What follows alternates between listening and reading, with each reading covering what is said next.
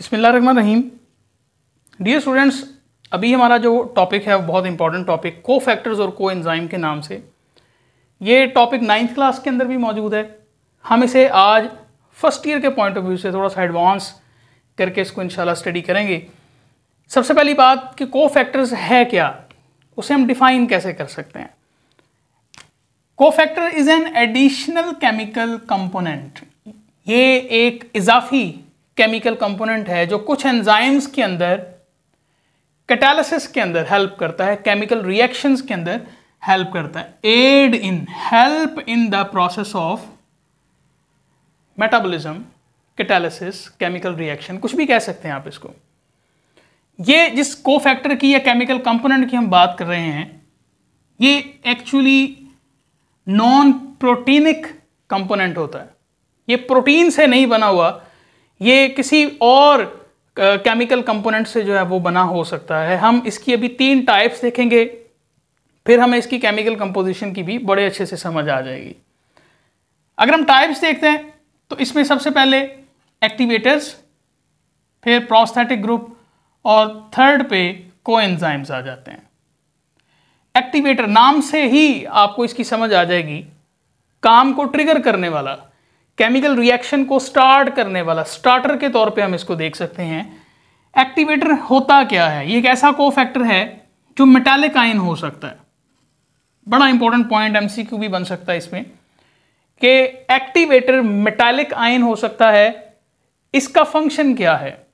ये एंजाइम की शेप में लिटिल बिट चेंज ले आता है।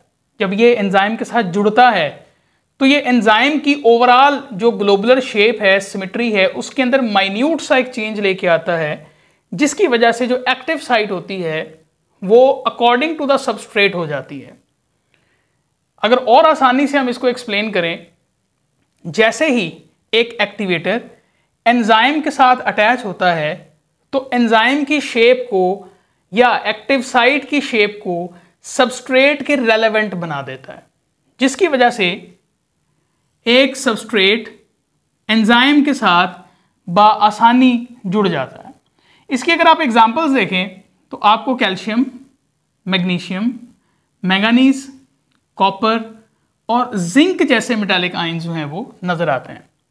डियर स्टूडेंट्स, कभी आपने किसी भी ब्रांड का, जो बच्चों के लिए हम बाहर से दूध लेके आते हैं, खुश्क दूध जिसे बोलते हैं ड्राई फॉर्म के अंदर, या कोई सप्लीमेंट लेके आते हैं, अगर उसकी आप पैकिंग पढ़ें तो उसकी पैकिंग में ये चीज़ें आपको नज़र आती हैं, कैल्शियम, मैग्नीशियम, मैंगानीज, कॉपर और जिंक। ये वो इंपॉर्टेंट को फैक्टर्स हैं जो कि केमिकल रिएक्शंस के अंदर बहुत इंपॉर्टेंट साबित होते हैं। लिहाजा बच्चों की खुराक के अंदर इनका होना बड़ा लाजिम है। हम लोग बीइंग एन एडल्ट्स अपने गंदम के साथ, चावल के ज़रिए, सब्जियों के अंदर ये सारी चीज़ें हासिल करते हैं, लेकिन जो बच्चे होते हैं उनको ये चीज़ें इन फूड सोर्सेज से हासिल करना उनके लिए नामुमकिन है। लिहाजा उनको फिर एक आर्टिफिशियल तौर पे जो है वो इस तरह के इंग्रेडिएंट्स दिए जाते हैं ताकि उनकी मेटाबॉलिक प्रोसेसेस के अंदर कोई भी हर्डल क्रिएट ना हो। आगे चलते हैं प्रोस्थेटिक ग्रुप की तरफ। डियर स्टूडेंट्स, जो प्रोस्थेटिक ग्रुप है ये भी को फैक्टर की एक बड़ी इंपॉर्टेंट टाइप है, लेकिन इसमें एक फ़र्क ये है कि ये एंजाइम के साथ कोवलेंट बॉन्ड बना देते हैं। ये बड़ा इंपॉर्टेंट पॉइंट है, बहुत इंपॉर्टेंट एमसीक्यू की लाइन है ये, कि प्रोस्थेटिक ग्रुप ऐसे को फैक्टर्स होते हैं जो कि एंजाइम के साथ परमानेंटली अटैच हो जाते हैं, जुड़ जाते हैं, फिर उतरते नहीं हैं इनके ऊपर। क्यों? कि ये कोवलेंट बॉन्ड बना लेते हैं एंजाइम के साथ। अच्छा, अब इसके बाद ये ऑर्गेनिक कंपाउंड भी हो सकते हैं। अगर आप इसकी एग्जाम्पल्स के अंदर जाएं तो बुक के अकॉर्डिंगली हेमाटिन, साइटोक्रोम के अंदर हेमाटिन जो है इसकी एग्जाम्पल बुक में दी हुई है। कुछ पेरोक्सीडेजेस का भी जिक्र है यहाँ पर, कुछ और भी एंजाइम्स का जिक्र है। लिहाजा ये भी एज आ प्रोस्थेटिक ग्रुप जो है इस्तेमाल हो सकते हैं। मैं आपको एक्सप्लेन कर देता हूँ कि हेमाटिन क्या होता है। ये हीम से निकला है, फेरिक, Fe3+। ये जो फेरिक है जिसे आप हेमाटिन बोलते हैं, ये हीम ग्रुप साइटोक्रोम कॉम्प्लेक्स के अंदर मौजूद होता है, जिसने इस साइटोक्रोम के साथ कोवलेंट बॉन्ड बनाया होता है। मैं रिपीट कर देता हूं, साइटोक्रोम हमारी बॉडी के अंदर एक बहुत इंपॉर्टेंट कॉम्प्लेक्स है, कंपाउंड है। इस कंपाउंड के बिल्कुल सेंटर में हीम ग्रुप Fe3 पॉजिटिव मौजूद होता है। ये हीम ग्रुप जिस वक्त साइटोक्रोम के दरमियान के अंदर मौजूद होता है, हम इसको बोलते हैं हेमाटिन। साइटोक्रोम का मैं आपको लिटिल बिट फंक्शन बता दूं, आगे जिस वक्त हम चलेंगे बायोएनर्जेटिक्स के चैप्टर्स की तरफ तब हम इसको डिटेल में देखेंगे जाके। लेकिन हमारी बॉडी के अंदर रेस्पिरेशन प्रोसेस में साइटोक्रोम का बड़ा इंपॉर्टेंट रोल है। इसमें साइटोक्रोम A, B, C इस तरह के कंपाउंड्स हैं वो मौजूद होते हैं। लिहाजा साइटोक्रोम में hematin as a prosthetic group मौजूद होता है, क्योंकि इसने साइटोक्रोम के सेंटर में जाके सबके साथ एक पर्टिकुलर कोवलेंट लिंकेज डेवलप किया होता है। दैट्स वाई आपकी बुक ने यहां पर बड़ी इंपॉर्टेंट एग्जांपल यहां पर दी हुई है।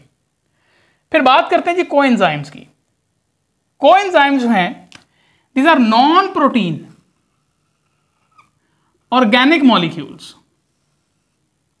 कॉम्प्लेक्स ऑर्गेनिक मॉलिक्यूल्स हो सकते हैं ये, नॉन प्रोटीन ऑर्गेनिक मॉलिक्यूल्स। लेकिन कोएंजाइम और प्रोस्थेटिक ग्रुप में मेन डिफरेंस क्या है कि ये लूजली अटैच होते हैं एंजाइम के साथ।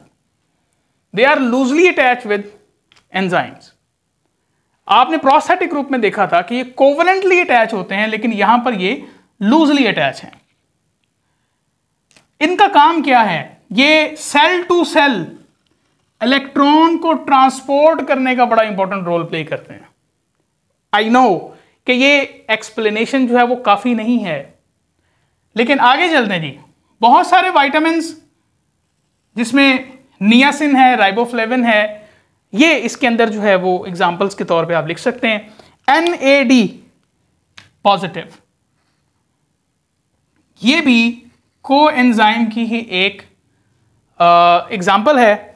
मैं निकोटीन एमाइड डाई न्यूक्लियोटाइड, जिसका भी मैंने जिक्र किया, निकोटीन एमाइड डाई न्यूक्लियोटाइड, मैं इसको अगले लेक्चर के लिए कंप्लीटली आपको एक्सप्लेन करूंगा कि ये एज आ कोएंजाइम हमारे जिस्म में किस तरह से सर्व करता है, किस तरह से इलेक्ट्रॉन्स को एक्सेप्ट करता है, किस तरह से आगे ट्रांसफ़र करता है, जिसकी वजह से फिर ATP की जनरेशन होती है। और यहाँ पर मैं इस लेक्चर को क्लोज करने से पहले आपको एक चीज़ बता दूं कि जब हम मेटाबॉलिज्म के अंदर होते हैं, कोई चीज़ हमने खाई है, ग्लूकोज तक बात पहुँचती है, ग्लूकोज फिर ब्रेक हो जाता है, फिर इसका काम शुरू होता है जिसे हम NAD पॉजिटिव बोलते हैं। ये एक एक्सप्लेनेशन के हवाले से एक लंबी बात है, इसलिए मैं वीडियो को यहाँ पर ब्रेक कर रहा हूँ। अगले लेक्चर के अंदर मैं कंप्लीटली NAD पॉजिटिव के हवाले से आपके साथ डिस्कस करूँगा। Thank you very much.